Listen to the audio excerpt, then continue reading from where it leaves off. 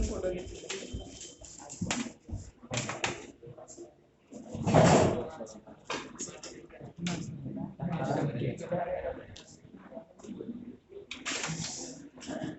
For profit organisation याच्यावरची basic problems चालू आहे.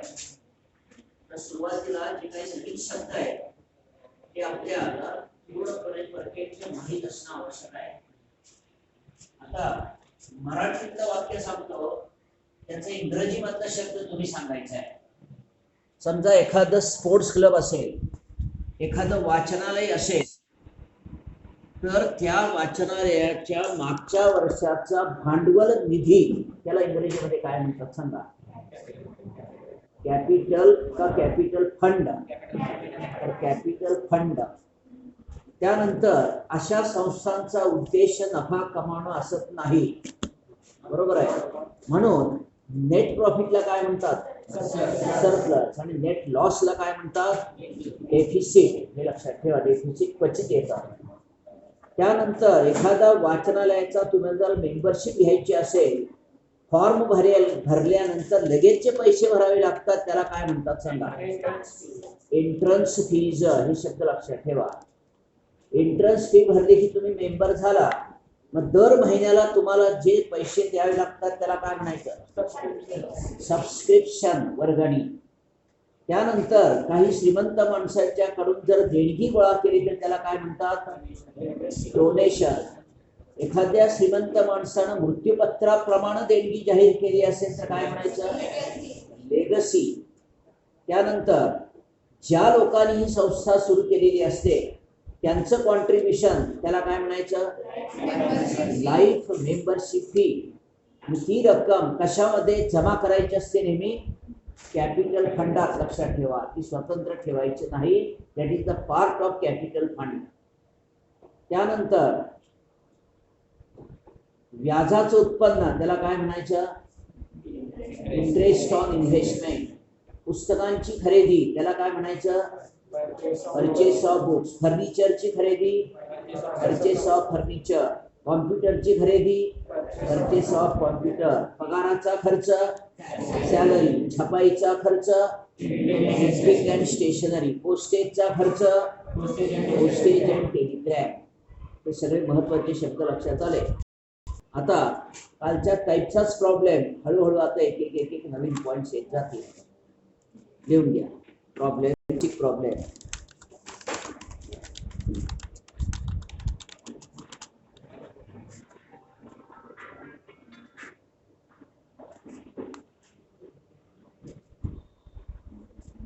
X library provides you following information.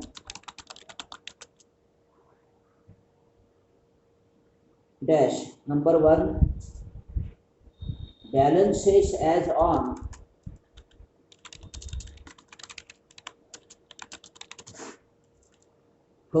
April 1, 2020.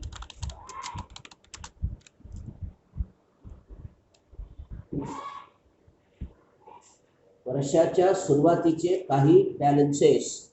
Dash. खाली ए असं लिहा. बुक्स ₹2,50,000.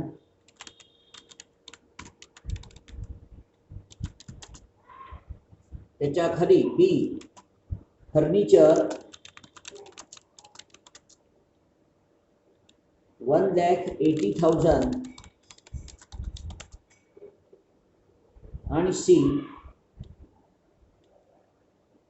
इन्व्हेस्टमेंट ₹1,00,000. आणि अजून एक नवीन पॉइंट घ्या. डी. बँक लोन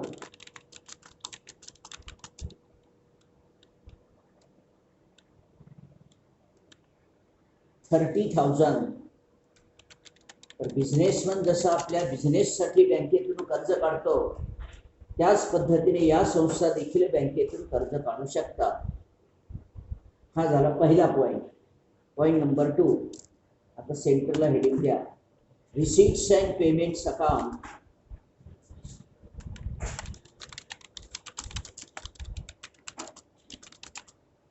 त्याच्या पुढं किंवा खाली द्या for the year ended 31 March 2021. 1 April 20 ला सुरू होणारं वर्ष 31 मार्च 2021 ला संपतं. आखून घ्या, आडव्या 2 रेषा, मधोमध रेष, रिसीट्स रुपीज, पेमेंट्स रुपीज. एक 10 ओळीचं मार्जिन ठेवा.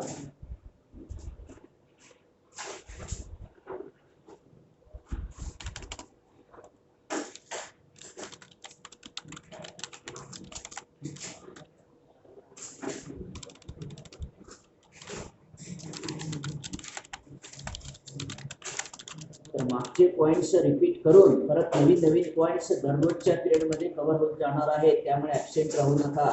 पूर्वीचे पॉइंट्स विसरू नका. ते परत रिपीट करतोच मी.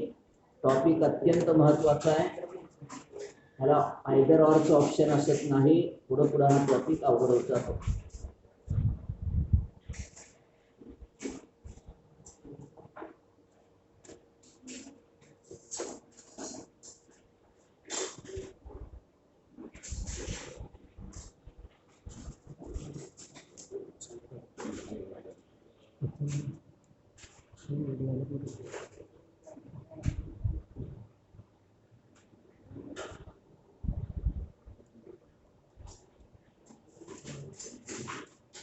दहा ओळीपर्यंत मार्जिन ठेवा.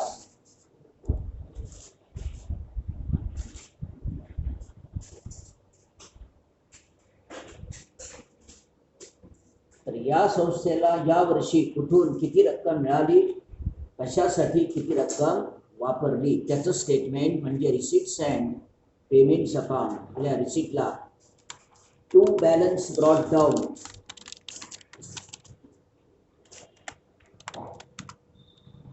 कंसातल्या opening cash and bank balance rupees कॉलममध्ये 20,000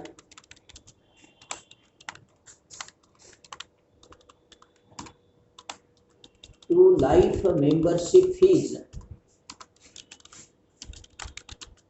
ज्या लोकांनी ही संस्था सुरू केली त्यांचं सुरुवातीचं कॉन्ट्रीब्युशन म्हणजे जस्ट लाईक कॅपिटल इंट्रोड्युसड सारखं, म्हणून हा कॅपिटल फंडाचाच भाग असतो.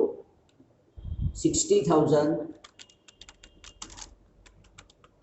To entrance fees,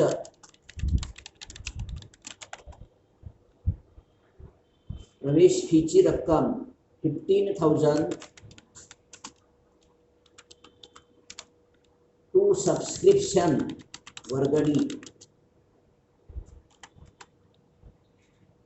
1,65,000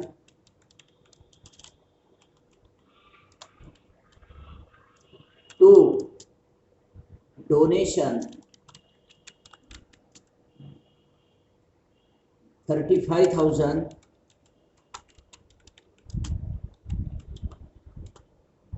to legacy मृत्यूपत्राप्रमाणे जाहीर केलेली देणगी 25,000 टू इंटरेस्ट ऑन इन्व्हेस्टमेंट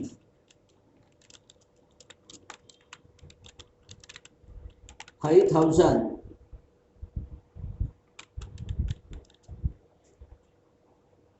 आणि त्यानंतर एक नवीन रिसीट घ्या टू प्रोग्राम रिसीट्स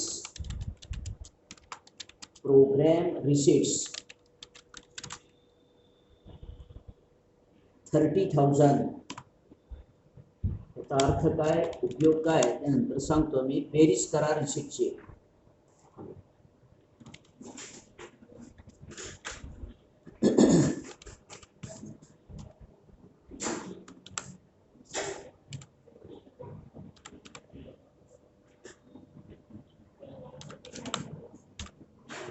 $3,55,000 रिसीटची बेरीज लिहून टाका.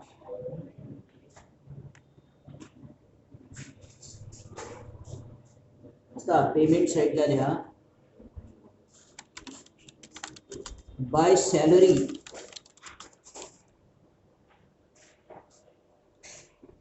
$43,000,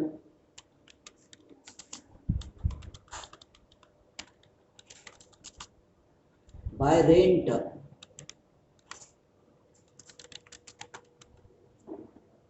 $37,000,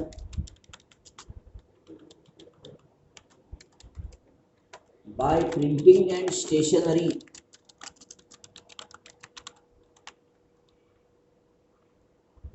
$21,000,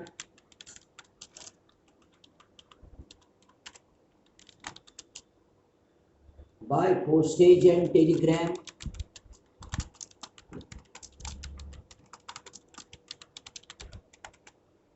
$9,000,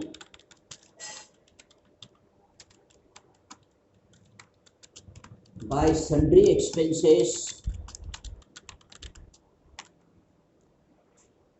$40,000,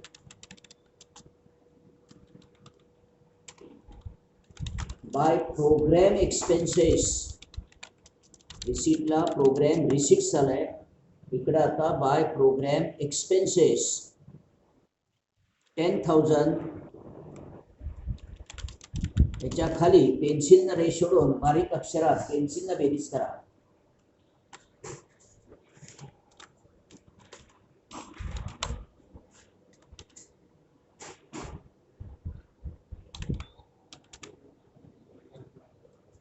ही बेरीज येते 1,60,000, पेन्सिलनं लिहा बारीक अक्षरात आणि एकदम शेवटी लिहा बाय बॅलन्स कॅरीड डाऊन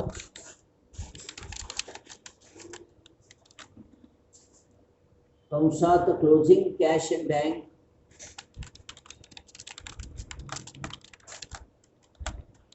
परत कंसातल्या 3,55,000 वजा 1,60,000,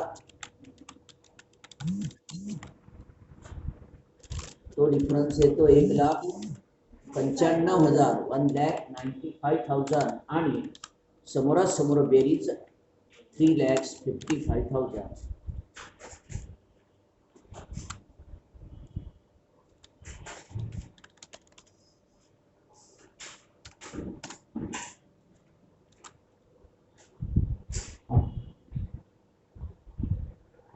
आता आजच्या पिरियड पासून अगदी सोप्या अशा ऍडजस्टमेंटला सुद्धा सुरुवात करायची आहे. 1 नंबरमध्ये बॅलन्सेस सांगितले, 2 नंबरमध्ये रिसीट्स अँड पेमेंट दिलेला आहे. आता या 3 नंबरमध्ये adjustments, 3 number ऍडजस्टमेंट्स.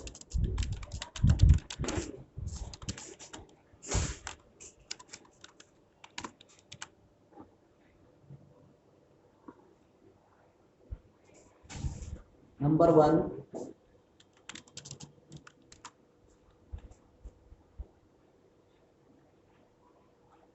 $50% of entrance fees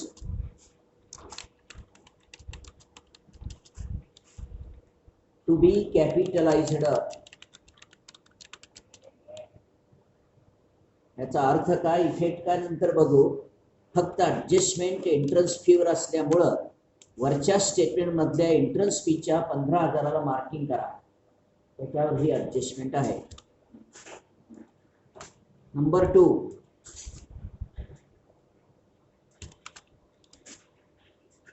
$1/5 of legacy to be capitalized. To be capitalized. तर लेगसीला मार्किंग करा 25,000 रुपयाला.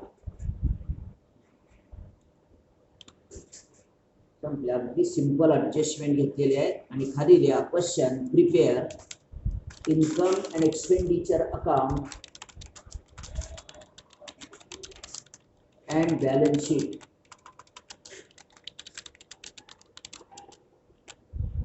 इथपर्यंत लिहून घ्या, ज्यांचं झालं असेल त्यांनी नीट वाचून घ्या.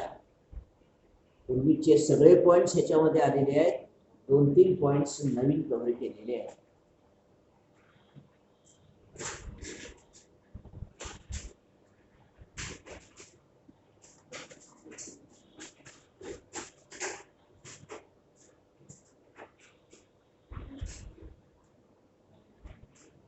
घ्या. तर पुढच्या पेजवर आखून घ्या. दोन स्टेटमेंट एका पेजवर घ्या, एक स्टेटमेंट पुढच्या पेजवर घ्या. पुढच्या स्वतंत्र पेजवर in the books of x library, स्वतंत्र पेजवर घ्या. In the books of x library,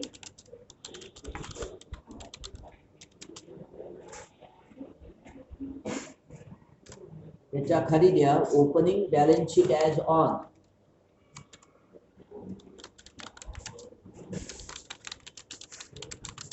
first April 2020. ह्याला अगदी कमी जागा लागते, कमी मार्जिन लागतं. आखून घ्या. आडव्या दोन रेषा, मधोमध रेष. डावीकडं लायबिलिटीज रुपीज, उजवीकडं असेट्स रुपीज. एक 5 ते 6 ओळीचं स्टेटमेंट आखून घ्या फक्त. आणि त्याच्या खाली मोठं स्टेटमेंट आपल्याला करायचं आहे. 5 ते 6 ओळी, जास्त मार्जिन ठेवू नका. हे स्टेटमेंट करा. असं बॅलन्स शीट प्रॉब्लेममध्ये डायरेक्ट क्वेश्चन असत नाही. तो असला तरी नसला तरी हे स्टेटमेंट करावंच लागतं. एक 5 ते 6 ओळी फक्त.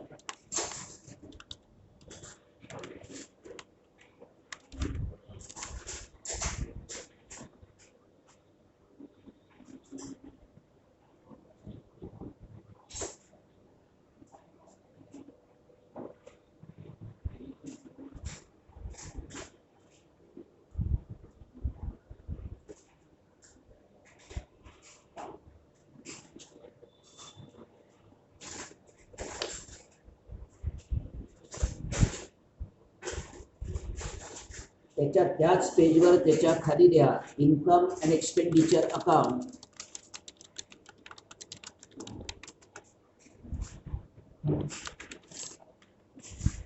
For the year ended. त्याच्या पुढे जागा असेल तर खाली द्या for the year ended 31 March 2021.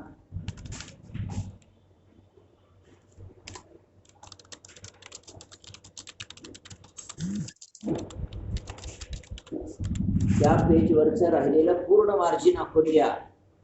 आडव्या दोन रेषा, मधोमध रेष. डावीकडे द्या एक्सपेंडिचर रुपीज वर डेबिट क्रेडिट लिहायला विसरू नका, DRCR. आणि उजवीकडं इन्कम रुपीज. उरलेलं पूर्ण मार्जिन एकदम शेवटी समोरासमोर टोटलच्या रेषा.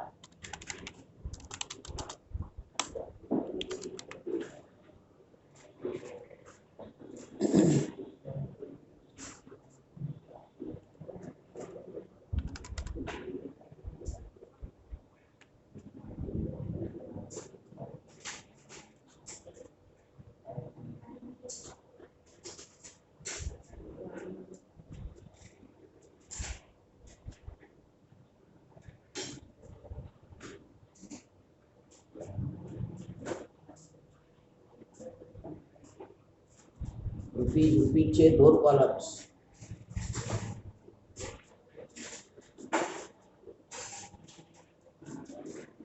आणि पुढच्या स्वतंत्र पेजवर लिहा closing balance sheet as on. Closing balance sheet as on 31 March 2021. शेवटच्या 2 स्टेटमेंटची तारीख एकच असते. आखून घ्या. एक 15 ओळीपर्यंत आखून घ्या. लायबिलिटी रुपीज इथं रुपीजचे 2 कॉलम. उजवीकडं असेट्स रुपीज. एक 15-16 ओळी, समोरासमोर टोटलच्या रेषा. आणि खाली द्या वर्किंग नोट्स. एवढं आखून घ्या. जे नवीन पॉईंट्स येतील, नवीन ॲडजस्टमेंट येतील, त्याचं एक्सप्लेनेशन वर्किंग नोटमध्ये लिहिलेलं जाईल.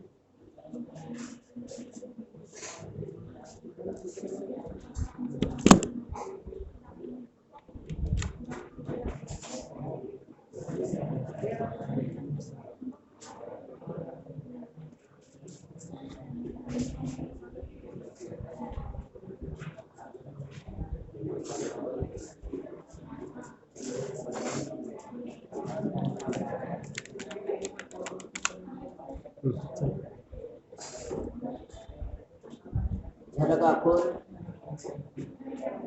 आता पहा या टाईपचा प्रॉब्लेम असतो. या टाईपचा म्हणजे इतका सोपा असत नाही. सोप्यापासून आपण सुरुवात करणार आहोत, पण आता सोप्यापासून सुरुवात करतानाच बेसिक पॉइंट्स लक्षात ठेवा. कोणते अकाउंट एका ठिकाणी घ्यायचे, कशापासून सुरुवात करायची, त्यानंतर कोणकोणते पॉइंट्स दोन दोन ठिकाणी घ्यायचे आणि नवीन पॉइंट्स कोणकोणते आहेत सांगा. ह्याची सुरुवात कशापासून करायची. कॅपिटल फंड या ओपनिंग बॅलन्स शीटच्या लायबिलिटी साइडला कॅपिटल फंड भांडवल निधी तो असतो, पण दिलेला नसतो, लिहायचं फक्त. कॅपिटल फंड आणि तीच माहिती परत क्लोजिंग बॅलन्स शीटच्याही लायबिलिटी साइडला लिहायची. कॅपिटल फंड फक्त लिहून ठेवायचं, म्हणजे तो आहे आणि तो आपल्याला तयार करायचा आहे किंवा शोधून काढायचा आहे.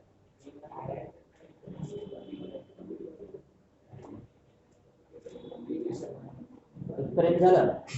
आता प्रॉब्लेम मध्ये दिलेली 1 नंबरची माहिती त्याच्याकडे या. त्याच्यामध्ये काय दिलं, या संस्थेकडे वर्षाच्या सुरुवातीला कोणकोणती मालमत्ता होती ते 2 ठिकाणी दाखवायचं, लक्षात ठेवा. आणि ती मालमत्ता वर्षाच्या सुरुवातीलाही असते, तीच मालमत्ता अखेरीस सुद्धा असते. काय काय दिलंय, बुक्स या ओपनिंग बॅलन्स शीटच्या असेटला बुक्स पुस्तकं. तर वाचनालयाची ही प्रॉपर्टी असते, मालमत्ता असते 2.5 लाख. तीच माहिती परत क्लोजिंग बॅलन्स शीटच्याही असेटला बुक्स 2.5 लाख आउटरला.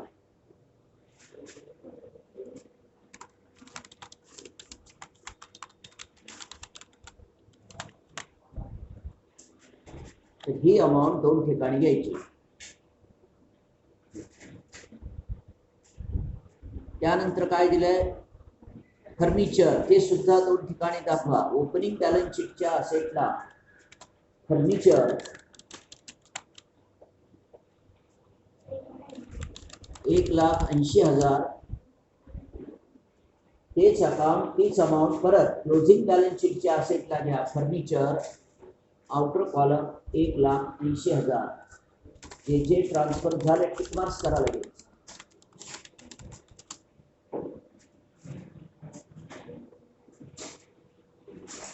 त्याच्यानंतर इन्व्हेस्टमेंट ओपनिंग बॅलन्स शीटच्या असेटला इन्व्हेस्टमेंट 1 लाख.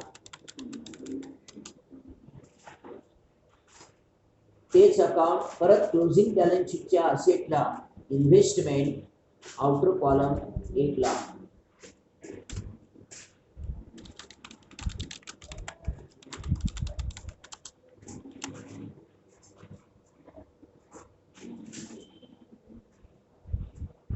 इथपर्यंत झालं. सांगा पुढचा बॅलन्स काय दिलाय? बँक लोन हा नवीन पॉइंट आहे. जसं एखादा बिझनेसमन आपल्या बिझनेससाठी बँकेतून कर्ज घेतो तशा अशा संस्थांना सुद्धा पैशाची गरज भासते, कर्ज घेतलं जातं. आता बुक्स, फर्निचर, इन्व्हेस्टमेंट ही मालमत्ता आहे, असेट आहे. पण बँकेचं कर्ज ही लायबिलिटी आहे, पण ती सुद्धा दोन ठिकाणी दाखवायची. कुठं कुठं पहा. ओपनिंग बॅलन्स शीटच्या लायबिलिटी साईडला कॅपिटल फंडच्या खाली बँक लोन,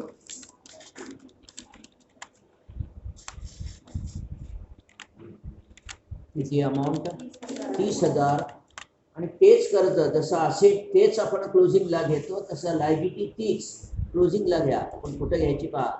क्लोजिंग बॅलन्स शीटच्या लायबिलिटी साईडला जे कॅपिटल फंड लिहिलं लगेच त्याच्या खाली घेऊ नका, त्याच्यामध्ये ॲड्रेस बरंच होणार असतं. एक 6 ओळी गॅप ठेवून नंतर लिहा बँक लोन, आउटर कॉलमला 30,000. हा पहिला नवीन पॉइंट.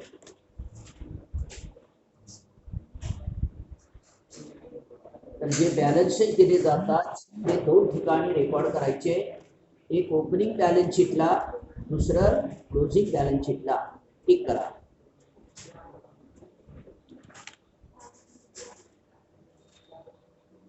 इथपर्यंत झालं. आता रिसिट्स अँड पेमेंट्स अकाउंटकडे या. त्यातल्या रिसिटकडे या. त्यातली प्रत्येक व्हॅल्यू फक्त एका ठिकाणी ट्रान्सफर करायची, दोन ठिकाणी नाही. सांगा सुरुवात कशापासून झाली? To balance brought down. याचा अर्थ वर्षाच्या सुरुवातीला असलेली रोख आणि बँकेतील शिल्लक ती दाखवा ओपनिंग बॅलन्स शीटच्या असेटला. कॅश अँड बँक बॅलन्स कंसातल्या ओपनिंग,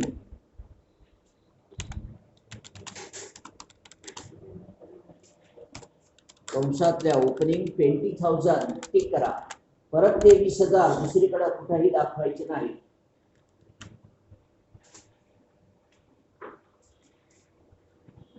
त्यानंतर सांगा पुढचं रिसिप्ट काय आहे?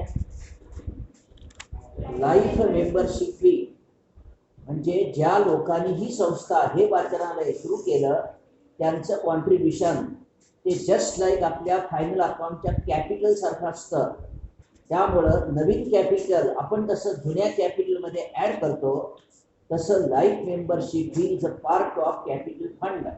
त्यामुळे ते दुसरी तिसऱ्या ठिकाणी कुठेही न दाखवता क्लोजिंग बॅलन्स शीटकडे या. तिथल्या कॅपिटल फंडामध्ये ॲड लाईफ मेंबरशिप फीज आणि ती अमाऊंट इनर कॉलमला लिहा.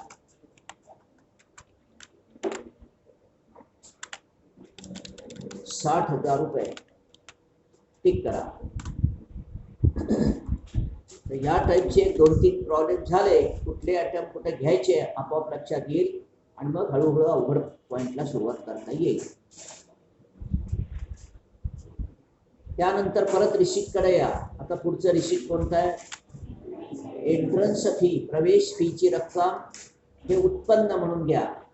क्रेडिटला, इन्कम अँड एक्सपेंडिचरच्या क्रेडिटला म्हणजे इन्कमला बाय एंट्रन्स फीज. आधीच कुणीही ट्रान्सफर करून ठेवू नका, कारण का काही व्हॅल्यू इनरला घ्यायचे आहेत, काही ठिकाणी मार्जिन ठेवायचे वगैरे. आता ह्याला ॲडजस्टमेंट आहे त्यामुळे ती अमाऊंट इनर कॉलमला घेऊन एक 2 ओळी गॅप ठेवा. प्रवेश फीची रक्कम. त्याच्यानंतर कोणतं रिसिट आहे? सबस्क्रिप्शन. तिथंच 2 ओळी गॅप ठेवून बाय सबस्क्रिप्शन वर्गणी हे शब्द लक्षात ठेवा. त्याला काय ॲडजस्टमेंट नाही. आउटर कॉलमला पूर्ण रक्कम लिहून टाका.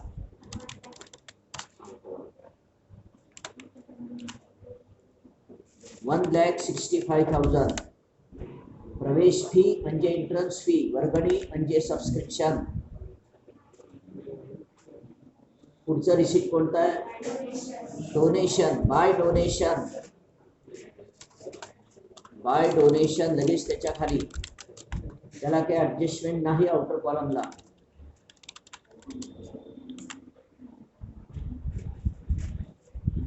$35,000. पुढचं रिसीट लेगसी, तिथंच बाय लेगसी मृत्यूपत्राप्रमाणे मिळालेली देणगी. त्याला काय ऍडजस्टमेंट आहे का? आहे. इनर कॉलमला लिहा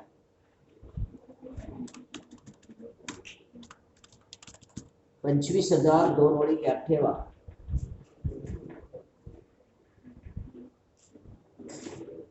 त्यानंतरचं रिसीट या तिथंच दोन ओळी गॅप ठेवून बाय इंटरेस्ट ऑन इन्व्हेस्टमेंट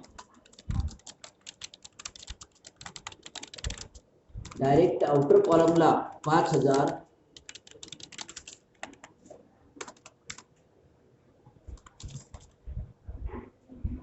आणि त्यानंतर एक नवीन रिसीट या प्रॉब्लेम मध्ये दिलाय प्रोग्राम रिसीट्स. इथंच लिहा बाय प्रोग्राम रिसीट्स.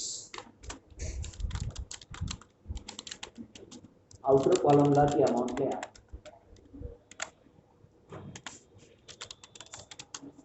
$30,000.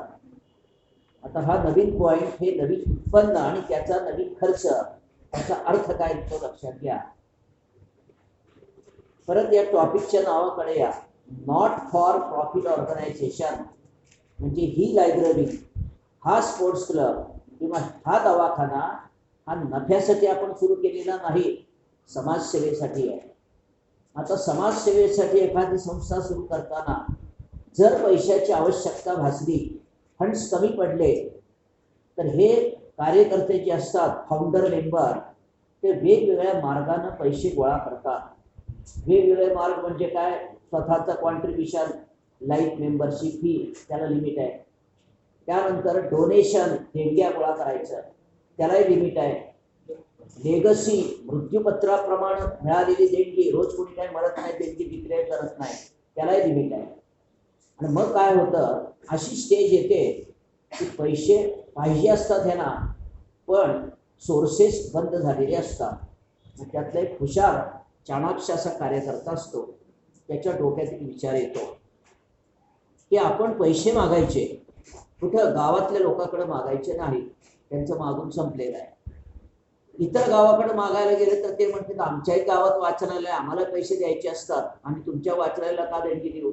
तोही मार्ग बंद झाला. हा हुशार कार्यकर्ता काय करतो, तो पेपर वाचणार असतो.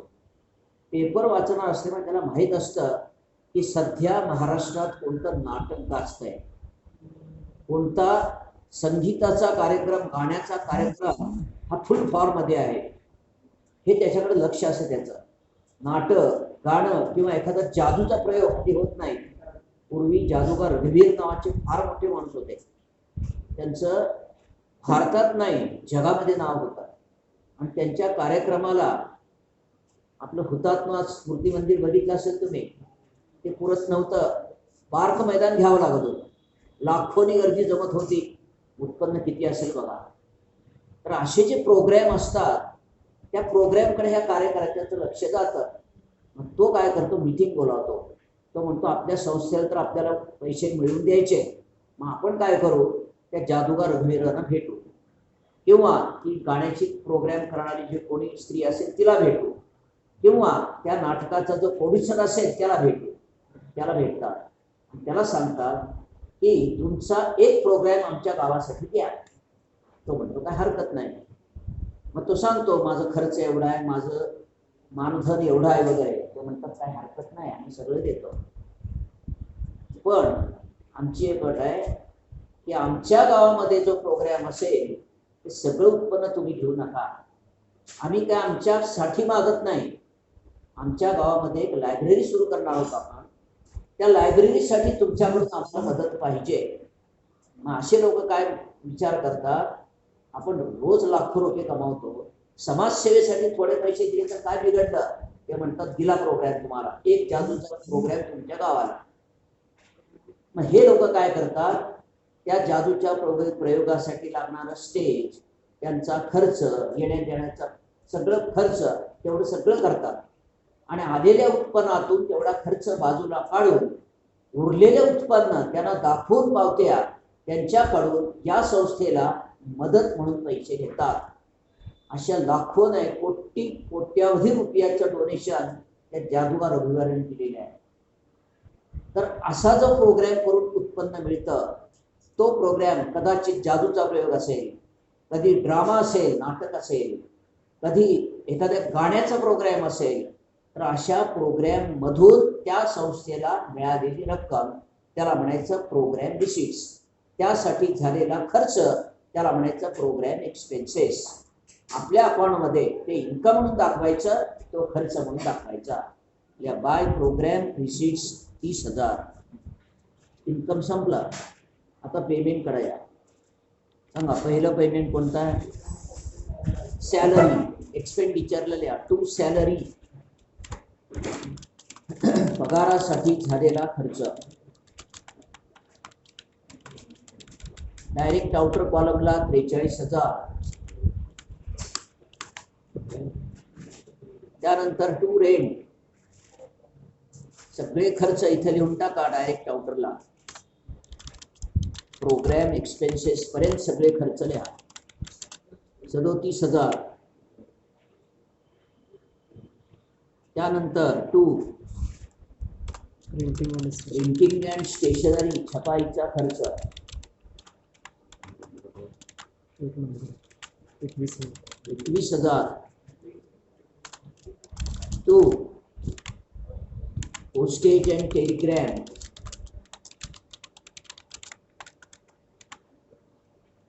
9,000.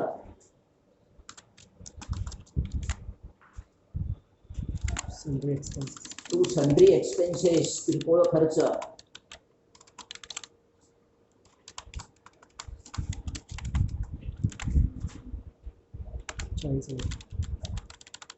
40,000.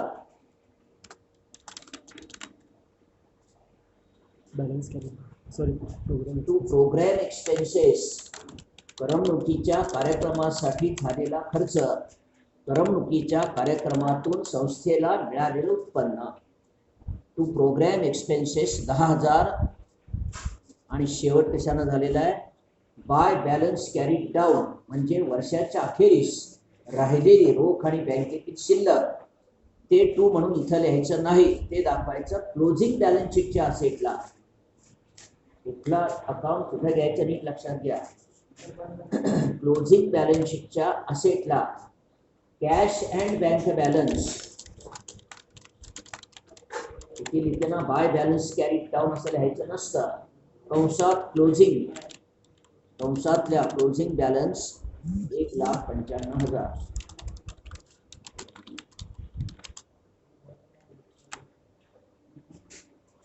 तर आजच्या प्रॉब्लेम मध्ये जे पॉइंट्स नवीन आले, पहिला नवीन पॉइंट म्हणजे बँक लोन, दोन्ही बॅलन्स शीटच्या लायबिलिटीला. त्यानंतर प्रोग्रॅम रिसीट्स, प्रोग्रॅम एक्सपेन्सेस, एक इन्कमला, दुसरं एक्सपेंडिचरला. आता या प्रॉब्लेम पासून ऍडजस्टमेंटला आपण सुरू करणार आहोत.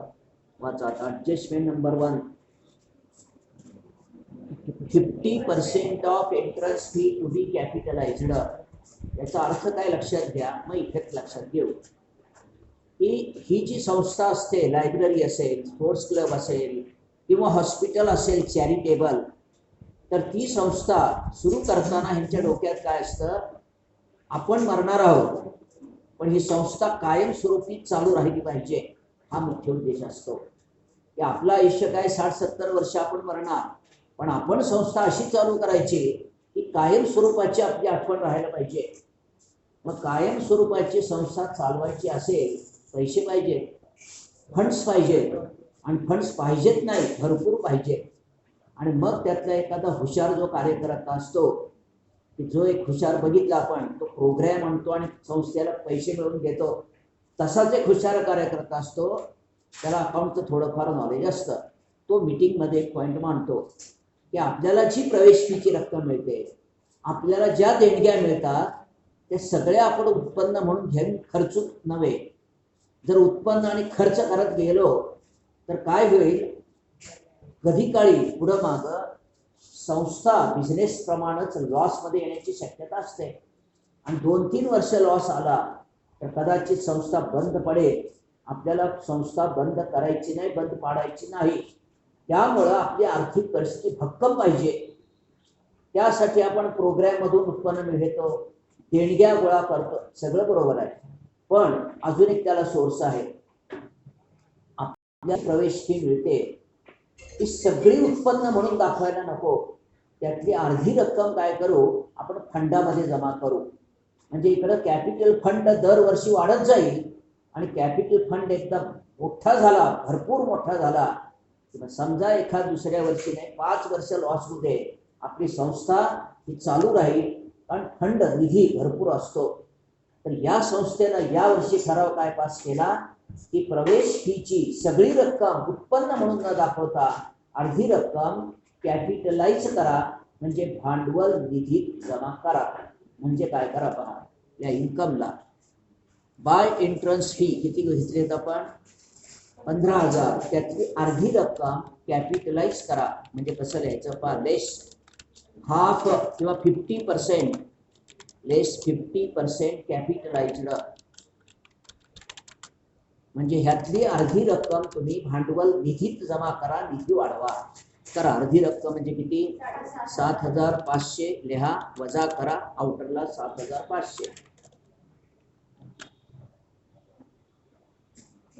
आणि ते वजा केलेले 7,500 कुठं जमा करायचे, क्लोजिंग बॅलन्स शीटच्या लायबिलिटीकडे या. इथं कॅपिटल फंड किती आहे माहित नाही, त्याच्यामध्ये परत एकदा ऍड एंट्रन्स फी, म्हणजे हा फंड जितका तुमचा वाढत जाईल तेवढी भक्कम परिस्थिती, आर्थिक परिस्थिती भक्कम होते. 7,500 इनर कॉलम, इकडं वजा करून इकडं ऍड करणं म्हणजे कॅपिटलाइज करणं. एक साधं एक्झाम्पल, समजा एखाद्या विद्यार्थ्याचे पालक बँकेत नोकरी असते, 40,000 पगार असेल, आलेला पगार दर महिन्याला सगळा खर्चून टाकला, त्यांना कोण विचारणार आहे का? नाही. कायम स्वरूपाचे 40,000 मिळणार आहेत का? एक 50-55 वर्षी रिटायर होणार, रिटायर झाल्यानंतर तेवढे 40,000 मिळणार आहेत का? पेन्शन मिळणार कमी 10-5,000 काहीतरी, तेवढ्यात घर भागेल का? नाही. मग हुशार माणूस काय करतो, आलेल्या पगारातून दर महिन्याला काही करतो, बाजूला रक्कम काढतो, सेव्हिंग म्हणून बचत, आणि ही बचत साठत जाते. रिटायर झाल्यानंतर तुम्हाला आर्थिक अडचण येत नाही. तर जो प्रॉब्लेम हा वैयक्तिक असतो तो सामाजिक संस्थेचा सुद्धा असतो. आलेल्या उत्पन्नातून काही रक्कम साठवा, सेव्हिंग करा, म्हणजे पुढं मागं तुम्हाला जर आर्थिक टंचाई वाचली तर संस्था बंद पडणार नाही. तसंच परत इन्कम कळायला, लेगसीतून किती रक्कम मिळाली तुम्हाला 25,000, त्याची माहिती वाचा. त्यातले किती रुपये साठवायचे, या 1/5 कॅपिटलाइज्ड. कधी टक्के देतात, कधी रेशो देतात. 5 ने भागा, 5 25, 5,000 वजा करा 20,000, म्हणजे आलेल्या लेगसीच्या 25,000तून 20,000 तुम्ही खर्चासाठी वापरा, 5,000 साठवून ठेवा, आणि वजा केलेले 5,000 परत क्लोजिंग बॅलन्स शीटच्या लायबिलिटीच्या कॅपिटल फंडामध्ये ऍड लेगसी म्हणून मार्जिन ठेवायचं असतं. तर वेगवेगळ्या मार्गाने कॅपिटल फंड वाढवण्याच्या ह्या मेथड्स आहेत. 5,000, तर ही एक प्रत्येक रिसिप्ट्स अँड पेमेंट अकाउंट मध्ये ठरलेली ऍडजस्टमेंट असते. ह्याच्यानंतर सबस्क्रिप्शन, ह्याच्यावर तर भरमसाठ ऍडजस्टमेंट असतात, सोप्या, मध्यम, अवघड, फसव्या. परत डिप्रिसिएशनची ऍडजस्टमेंट आहे, वेगवेगळ्या ऍडजस्टमेंट सुरू होतील. आता या प्रॉब्लेममध्ये एवढ्या ऍडजस्टमेंट संपल्या. इथपर्यंत झालं सर्वांचं. आता टोटलिंग बंद सुरू करू. ओपनिंग बॅलन्स शीट कडे या, असेटची बेरीज करा.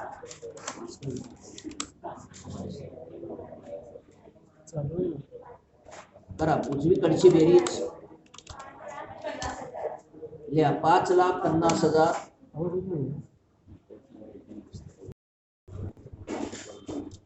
त्यानंतर आता कालच्या प्रॉब्लेम मध्ये काय केलं होतं जे आज करायचं नाही. कालच्या प्रॉब्लेम मध्ये असेटची बेरीज डायरेक्ट कॅपिटल फंडाला लिहिली होती, कारण का लोन नव्हतं, आता लोन आहे. त्यामुळे कॅपिटल फंडाच्या कंसात लिहा 5,50,000 वजा 30,000.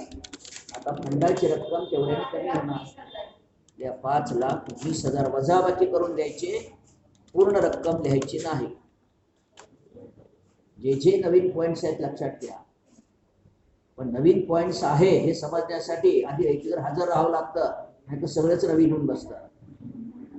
आता हे 5,20,000 ट्रान्सफर करा क्लोजिंग बॅलन्स शीटच्या लायबिलिटी साईडला. कॅपिटल फंड जिथं लिहिलंय तिथं इनर कॉलमला 5,20,000. अजून बेरीज करू नका. ओपनिंग बॅलन्स शीटचं काम संपलं. आता इन्कम अँड एक्सपेंडिचर कडे या.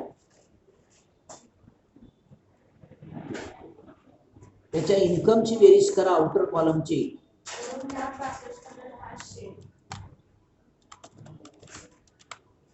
2,62,500 चेक करून द्या.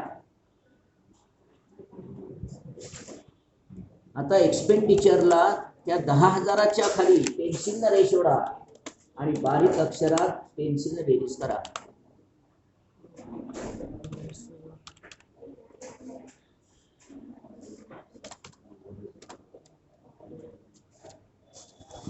किती येते बेरीज?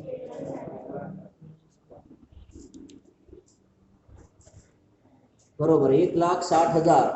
आता डेबिटला लिहा उत्तर ह्या स्टेटमेंटचं 2, ज्याला आपण फायनल अकाउंटमध्ये टू नेट प्रॉफिट म्हणतो, त्याला या टॉपिक मध्ये काय म्हणायचं? To surplus. आणि कंसात पेन्सिलनं लिहा 2,62,500 मायनस 1,60,000.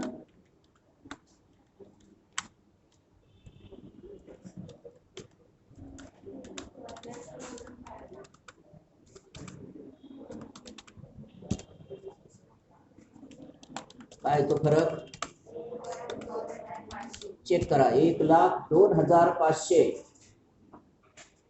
आणि समोरासमोर बेरीज 2,62,500. या स्टेटमेंटचं काम संपलं. आता शेवटची स्टेज. जसं आपण नेट प्रॉफिट कॅपिटल मध्ये ऍड करतो तसं इथं सरप्लस कॅपिटल फंडात ऍड करायचा. क्लोजिंग बॅलन्स शीटच्या लायबिलिटीच्या कॅपिटल फंडामध्ये परत एकदा ऍड सरप्लस 1,02,500 आणि त्याच्या खाली रेष ओढा. जो फंड पूर्वी फक्त 5,20,000चा होता तो आता फंड किती रुपये झाला आउटरला लिहा.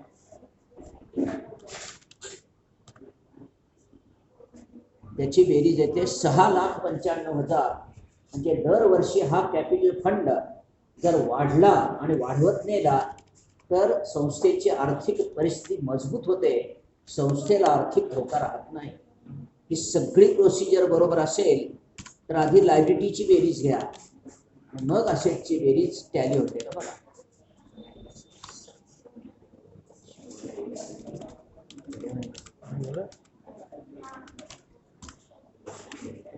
दोनच व्हॅल्यू आहेत. बेरीज करा 7,25,000 आणि उजवीकडची बेरीज तेवढीच येते. का बघा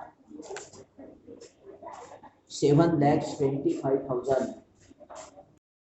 हे लक्षात ठेवा. प्रत्येक पुढच्या पिरियड मध्ये नवीन नवीन पॉइंट्स येत जाणार आहेत. घरी जाऊन झालेले प्रॉब्लेम परत परत सॉल्व्ह करा, म्हणजे या अवघड टॉपिकला डिफिकल्टी असणार नाही, येणार नाही. उद्या कंटिन्यू करू. समर्थ ही दोघं थांबून तू पण थांब. ठीक आहे, इतर जाऊ शकतात.